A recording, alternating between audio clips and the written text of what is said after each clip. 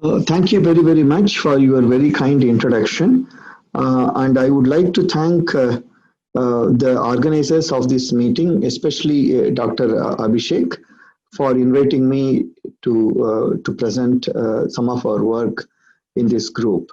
Um, my group has diverse interests, generally coming under the broad umbrella of understanding the complex relationship between amino acid sequences, three-dimensional structures, functions, and interaction properties of proteins.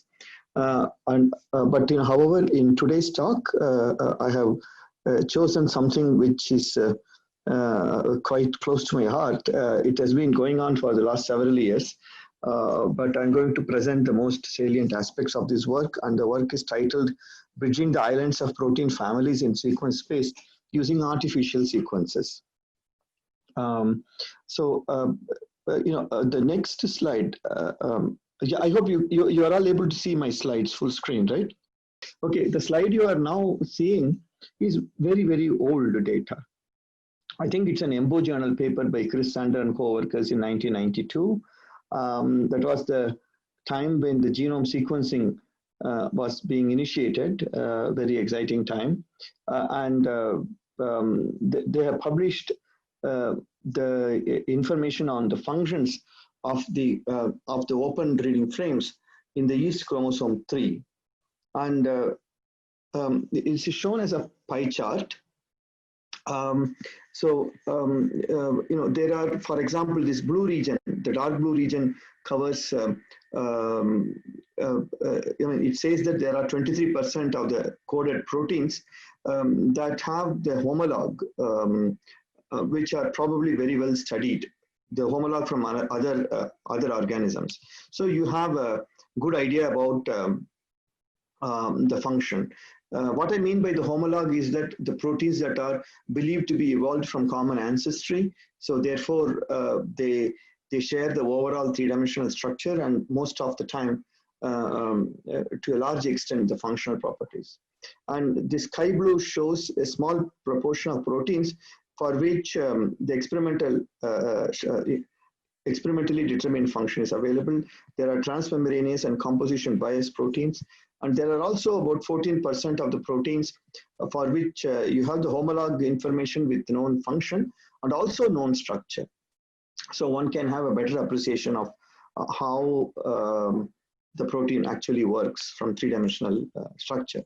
And the point of this slide is this large proportion of 37%, which are shown in blood red, which are probably globular proteins, but nobody has any idea about the function.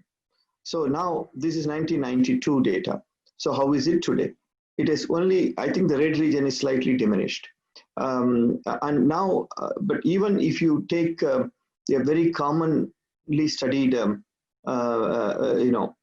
model organism, genome of a model organism like E. coli, there's still substantial proportion of the open reading frames, the protein coding regions, for which nobody in the world knows still the functions of those proteins. So this is a problem that is older than my age, I think, to find to get the first impression of the function of a protein by identifying the homologous proteins. During the divergent evolution of proteins, the structures and functions are reasonably well conserved. Even if the function is not completely conserved, the nature of the function is such that there is a great similarity. You can't quantify the function similarity anyway. Therefore, in order to get some idea about what the protein might be doing in the cell, what is the function, the first and most attractive, the question to ask is that what are its homologues? So, you tell about your family, I will tell about you, or you tell about your friends, I tell about you. It's, same sort of thing. Once you have a protein of your interest for which you want to identify the function and other features, There are many features of the protein. Where in the cell it works, where is subcellular localization, does it undergo any post-translational modification, what are the other proteins it interacts with. There are so many questions. I cover all of this into the broad theme of function, which is sort of a very loosely used term here. And basically one queries a protein sequence in a database of protein sequences, and then you identify the hits. It's a string matching here.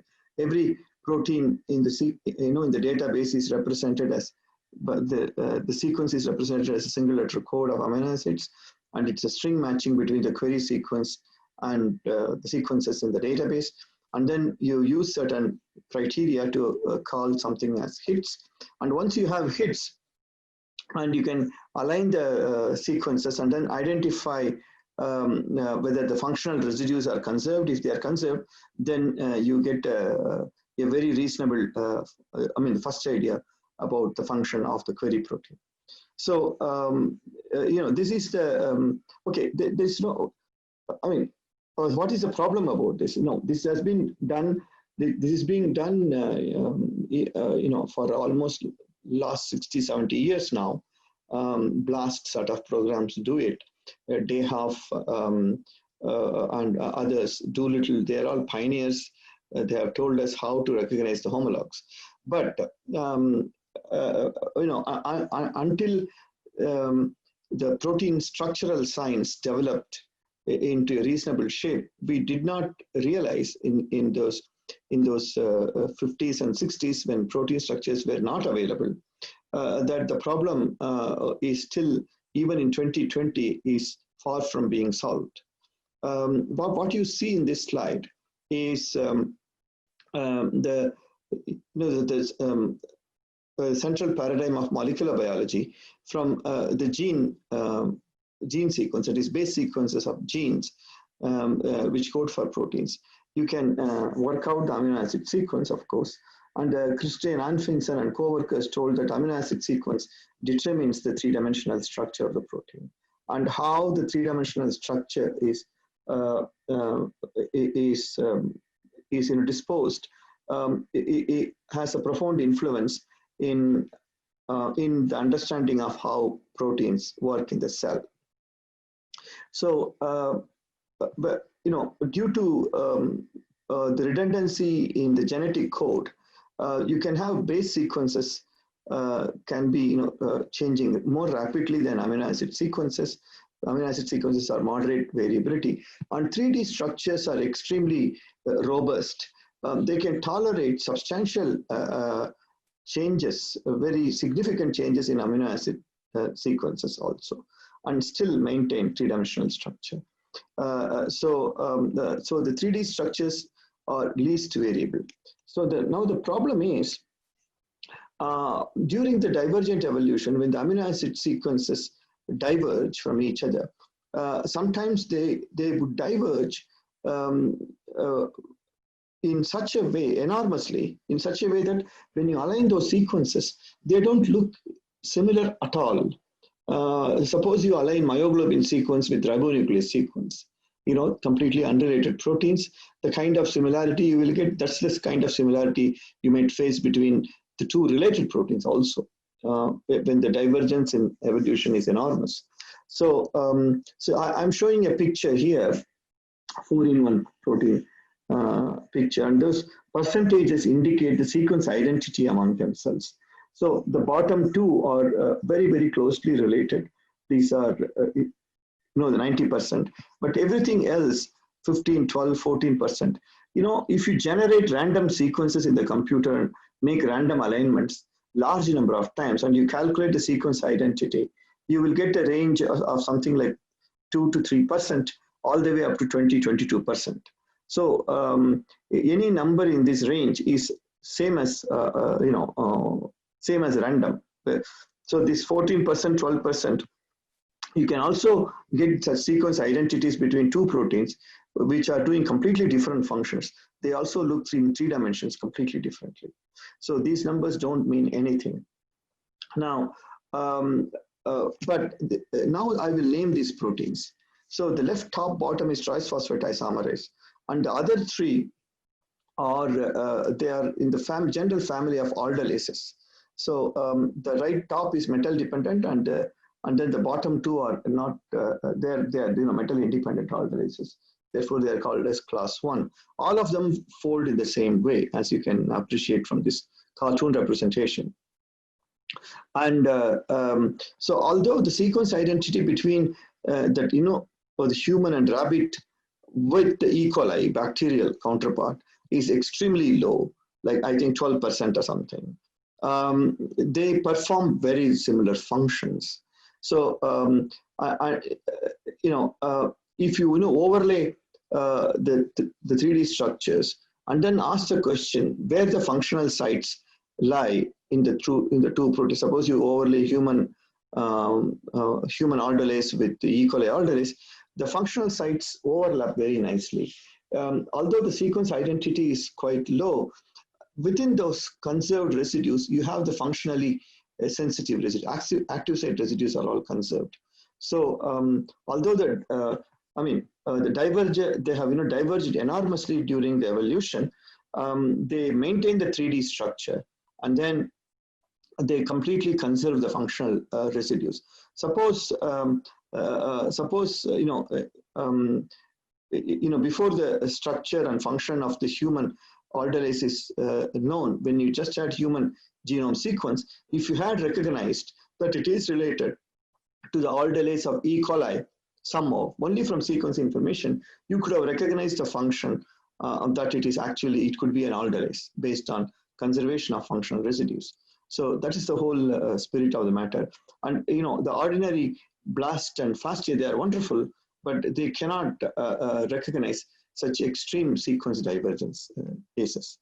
And if you are able to come up with new methods and new approaches that will allow you to identify very distant homologs, and then what you can do is you can use it as an important hold in order to recognize the function. So unfortunately, the size of the unknown from the genomic data is still quite high for most genomes, and then it is growing by the day because lots and lots of genomes are sequenced every day, and then the unknown is increasing by the day. So it is it's a sort of a desperate situation to identify the distant relationships and see if you can improve those things. So during the talk, I will use the word family if the sequence identity between homologs is greater than 30%. And then the word superfamily encompasses the distant relatives, but which are having very high similarity in their functions. The trisphosphate isomerase function is completely different from aldolases. However, the fold is same because there are not infinite ways to generate three-dimensional folds of proteins which satisfy all the basic rules that the hydrophobic groups should be interior, hydrophilic groups should be exterior. You can't have void volumes inside the protein, and all the polar groups should be involved in hydrogen bond. These are too many conditions. So the number of folds are quite limited. Okay, so we have been interested in the recognition of distant relationships so that we can add value to genomic data. We have innumerable examples over the last 30 years. I'm showing just an example of Mycobacterium tuberculosis. When you go by what is generally available in the data bank information, all the data banks on TB put together, out of a little less than out of about 4,000 gene products coded in the genome of TB, for 718, nobody has any idea about the function. For the rest 3,300, there is some idea. But if you work hard enough using many sophisticated developments, including the one that I'm going to talk now, then you can bring it down to 183. So about more than 580 cases, we are able to identify the function.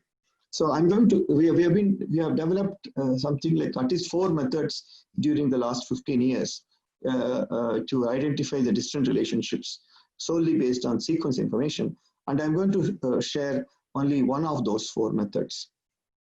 The whole work was inspired by a paper published by my hero Cyrus Chotia, who passed away a few months ago.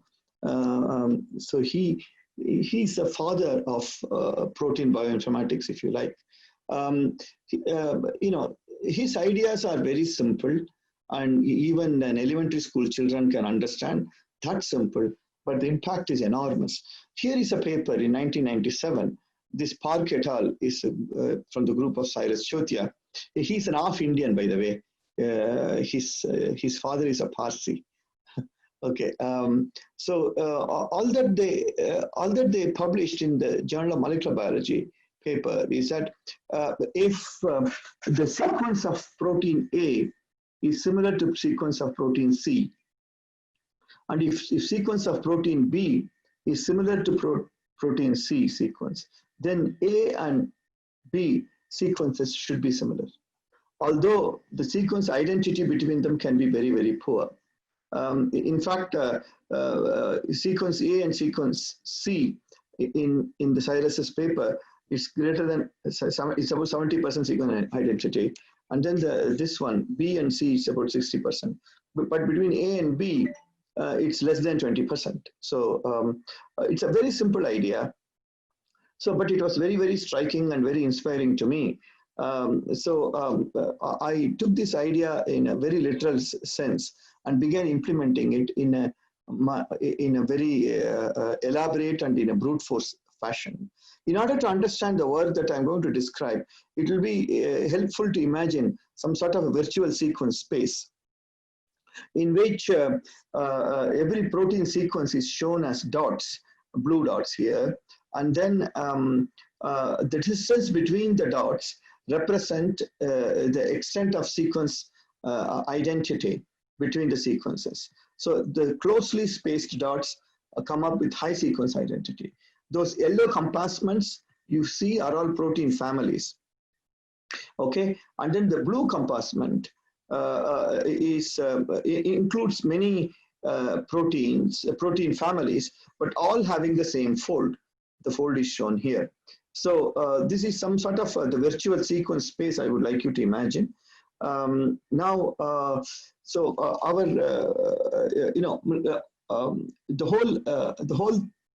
whole project started many years ago when we developed a method called as cascade cyblast, which simply uses Cyrus Chotia's approach, but in a very elaborate and in a detailed fashion.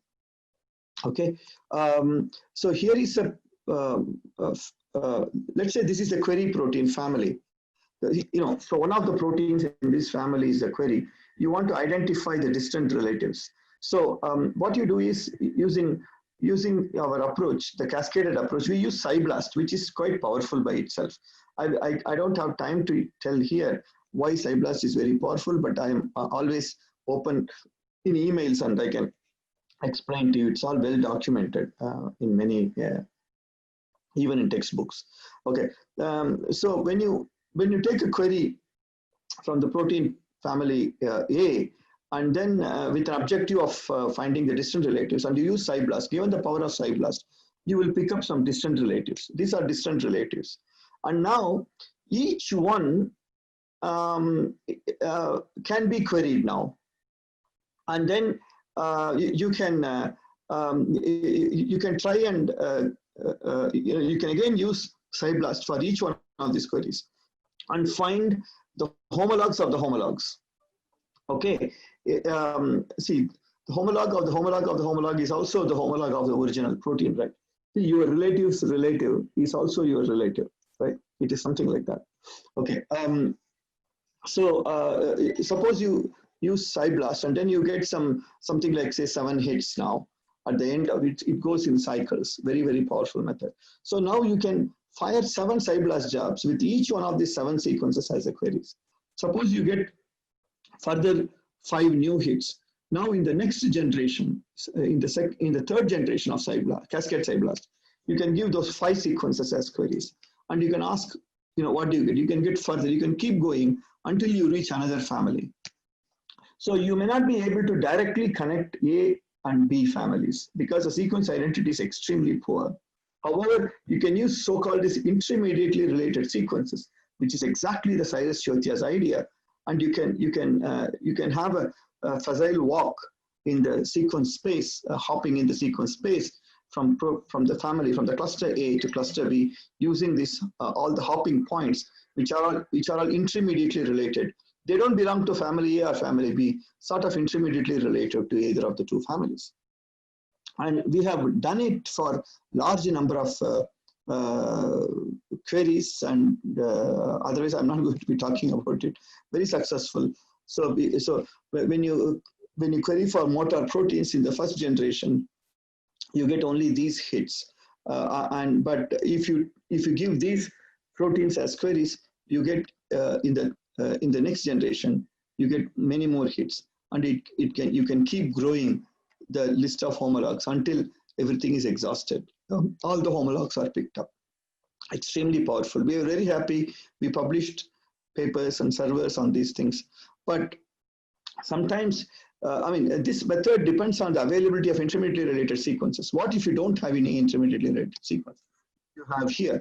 So we got sad about it. It can't be successful in all cases.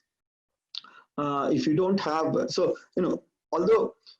although the sequences are coming in very large numbers by the day, you have still in the sequence space, you have many void and sparse regions. So we wanted to, expand artificially each of these families, I will skip this slide. Okay, somewhat like this, and then you can reduce the sequence distance between the two families, and then we can check whether now the cyblast can make it or not. So that improved artificial growth of protein family. I will just tell you very quickly how it works. Suppose this is a multiple sequence alignment of the protein family, and you want to design sequences, artificial sequences that will look like a member of this protein family. So this can be converted to position-specific scoring matrix, where you have 20 amino acids shown in the first column, and then you have various alignment positions 1, 2, 3, 4, 5. It goes to whatever 250, 300, and then these numbers are the representation of extent of occurrence of each of the 20 residues in the various positions. Now, what you do is you can generate. Suppose you take the position number 5. If you add all these numbers, which corresponds to extent of occurrence of each of the 20 residues, you get 55. You imagine a string of 55 centimeters length, and then you mark up 3 centimeters for alanine, 2 centimeters for arginine, etc., 8 centimeters for leucine, so that all 55 centimeters are taken into account. And then now you close your eyes and touch somewhere in the string. So you have a high chance of picking up leucine because that is occupying 8 centimeters out of 55 centimeters. So that's what you actually do in order to generate a residue artificially in the alignment position 5. You do that for each of these alignment positions. So, in the lottery, in the Western countries, in the lottery thing, they have a roulette wheel like this.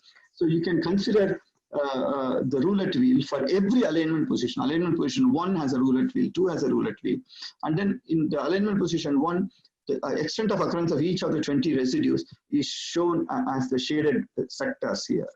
And then you simply, you have as many roulette wheels as the number of alignment positions. And then every roulette wheel you spin, and then you just start writing down the residues that you get.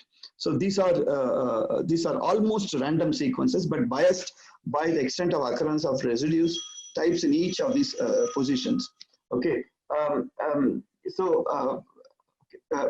Now, all right.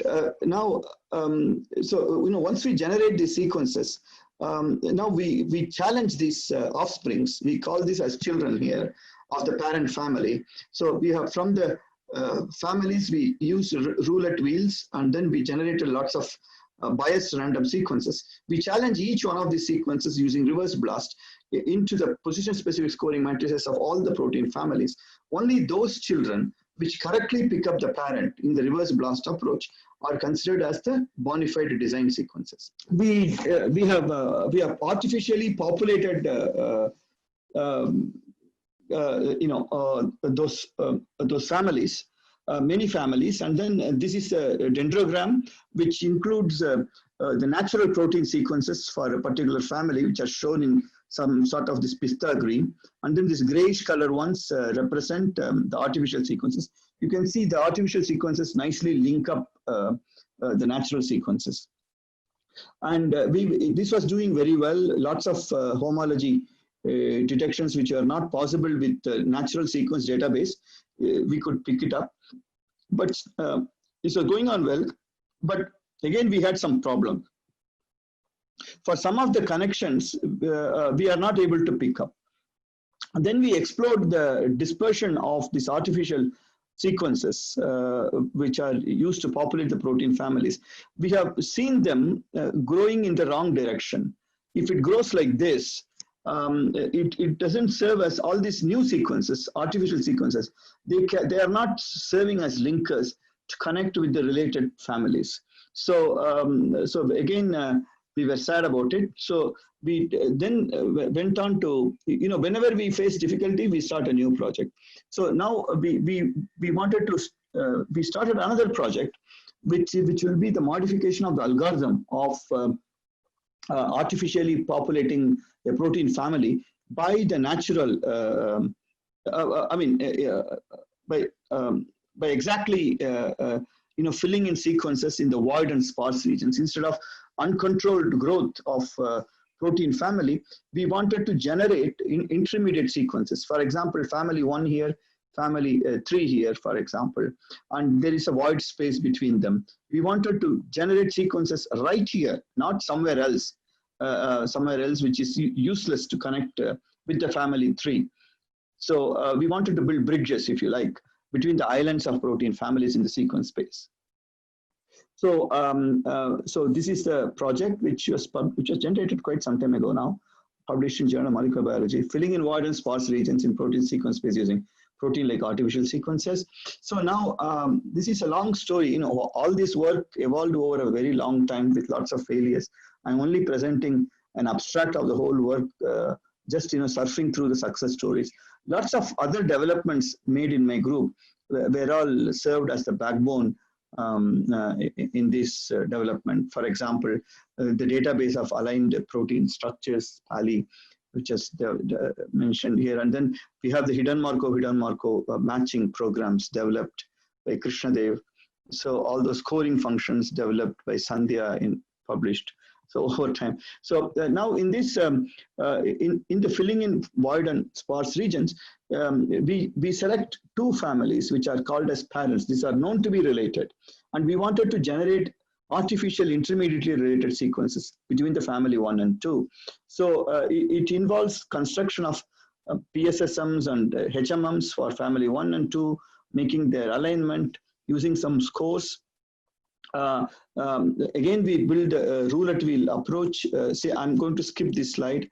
But now this multiple sequence alignment and PSSM corresponds to the alignment from between 2 parents, 2 families. Previously, it was 1 parent. Now these are 2 parents, so that the sequences will lie intermediately related between the 2 sequences. So again, going back, sorry. Okay, so same old story, but for 2 families, sequences of 2 families put together, we did the roulette wheel approach. Now this one, all these first generation artificial sequences should find the parents now. There are 2 parents using the reverse blast approach. And then we got, these are PC analysis for the relationship between the artificial sequences and natural sequences.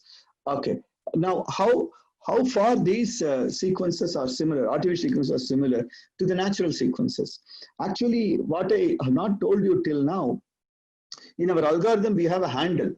We can tell the algorithm that we want to generate an artificial sequence that has only 10% sequence identity with any of the natural sequences corresponding to that protein family. Or we can say 60%. Okay, we have a handle in that. In the handle that we chose to use, that we call as level 5, the sequence identity generally hovers around 45% with the natural sequence. But however, there are also sequences which go quite low with the natural sequences. Okay, just a general idea. So having done, having generated all the bridging sequences, intermediately related sequences between any two families, we wanted to test it. So we have the SCOP database, which gives you various protein folds, and every protein fold has various protein families. So we have assumed the relationship between two families within the same fold. So so we took two families at a time within the fold, and the natural sequence database contains about 3.6 million sequences, to which we had added 4.7 million artificial sequences, making up to a larger sequence database. And then we wanted to ask the question whether the known relationships are picked up first.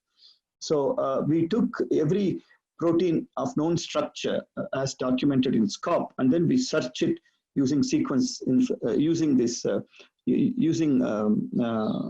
profile-based approach, both in the natural sequence database and artificial sequence database. Okay, so everybody in the world searches only in the natural sequence databases, but we here argue that it will be useful to include these strategically designed artificial sequences that will act as spy in the sequence data bank, and then it will enable you, using profile-based approach, to connect up the natural sequences using artificial sequences as the intermediately related. So for example, for the ferritin-like fold query, if you had used natural sequences, these are the y-axis shows that is a percentage coverage of the homologs. That's all you get. But in the case of augmented means augmented with artificial sequences, you get a lot more. Same thing for the beta to file fold, one of the notoriously difficult protein families to find homologs. So, okay, I mean, to cut the long story short, it generally, the sensitivity for the augmented database search is far better in most cases than the control database, which is the database of only the natural sequences. And okay, so there are many new relationships that have been picked up using this. This is a seminar by itself. I will cut the long story short. But now, hang on a minute. Am I cheating you here? See, what I'm doing is, okay, this is a protein family. This is a related protein family. There are no intermediate sequences. But now I designed these sequences. I paved the road between these two villages, if you like. And then I'm able to drive my car. Previously, you are not able to go from here to here. Now we are going to go from here to here. What the heck is that? Because you have paved the road, so you are able to go. So I have now designed the sequences to lie intermediate between the two, and then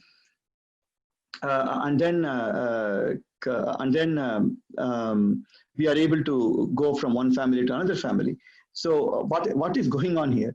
So actually, although we tried to generate artificial sequences to connect every two related families, our algorithm is so strict that it is not successful for all the pairs of protein families. There are certain protein families like this, the C-terminal domain of RPE32 and Lexia repressor internal DNA binding domain. For between these two, we are not able to generate artificial sequences using our algorithm. We just let it go, that's all. So now, when you give this as the query in the augmented database, and you don't expect this to get hit because there is no artificial sequence that connects these two, right? However, surprise, when we gave query from RPA32 in the augmented database, it gave a hit from the Lexia DNA binding domain. But if you give the same query in the natural sequence database, it is not able to pick up the Lexay. But only when you only when you search in augmented database, natural plus artificial, you are able to pick it up. Although there is no designed sequence that connects these two. How is it possible? It was puzzling in the first sight for us. Then we realized that the C-terminal domain, RPA, is also related to MAR-A, transcription regulator family. And between these two families, we are able to generate artificial sequences, linker sequences. Between MAR-R and the Lexay, we are able to generate artificial sequences. So our search procedure, profile-based search procedure, first starting from C-terminal domain of RP as a query, it first picked up MAR-A proteins, MAR-R proteins, and then that could pick up the Lexay proteins using these intermediate sequences. So, suppose suppose you are driving your car every day from your house to your lab. Suppose this is your house and this is your lab. One day, due to the road repair, you are not able to drive. So, but you will always take the diversion. You can take the diversion. You can drive 1 extra mile and still reach your lab, right? So that's what our profile-based search is also doing. Although there is no road between these two, we could build it, that is artificial sequences. It uses other artificial sequences and linking families to somehow reach the destination. So this was very impressive. So there are many examples of previously not able to identify the relatives. Now we are able to identify. And I'm just in the last 2-3 minutes, I will close it down by saying that there are many protein families which are referred as DUFs, that is domain of unknown function. We have used this approach. We have brought in the DUF family into the sequence space, and we gave DUF as the queries. So almost something like more than 600 DUFs are probably de-DUFed. That is, we are able to find its. They are not in the streets now. We have found their families. Okay, they are in their own happy family now. So which means that we are able to recognize their structure and function. And this is one of the many examples of DUFs, which we believe is a metalloenzyme given the conservation of critical residues or conservative substitution, which are known to bind to some metal ions. This is just one of those more than 600 examples. And all those all those functional residues should be conserved. All these have to be ensured before you really predict the function. So we have been continuously applying it. Gayatri Kumar in my group just graduated. Yes, we've been applying it to recognize protein folds and functions. From sequence information, we have recent papers in biology direct and proteins. I'll just flash more than 1,300 families of unknown structure. There's no documentation in any database in the world that there is a structure, but we are able to associate the structure. And that's documented in our paper in biology direct. And very recently, last month, it was published in proteins for many function assignment for orphan protein families. This is just one of those examples, which is a GAD family protein. We believe it binds to UMP, uracil monophosphate. So many more examples. We have a server called EnrichD, which will allow you to search in our artificial sequence, natural and artificial sequence database, and also you can generate artificial sequences for the family of your interest using that. So in conclusion, we have taken a rather unusual approach. In order to improve the homology detection for proteins, everybody plays with gap penalty, scoring functions, the double dynamic programming and all that. Now we took a different approach here. We manipulated the sequence database. We just injected some spice into the sequence database, what we call as artificial sequences, that will facilitate the recognition of sequence relatives from the sequence database, which are otherwise not possible. So this can be used in connection with BLAST, FASTA, HHM, or the jackhammer, any program. That's not the point here. It is just a manipulation of the database that we have used here.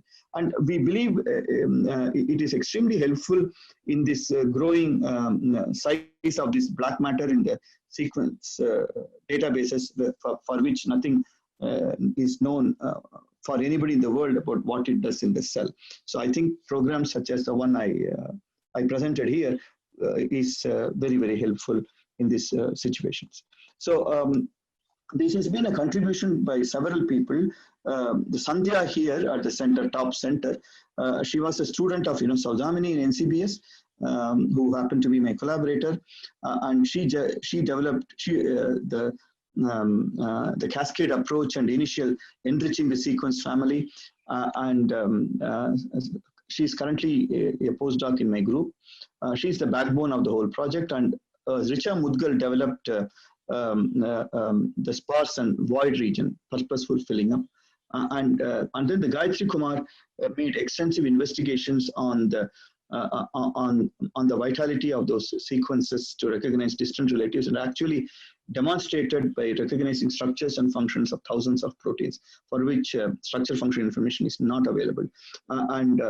Nagasuma Chandra is our collaborator.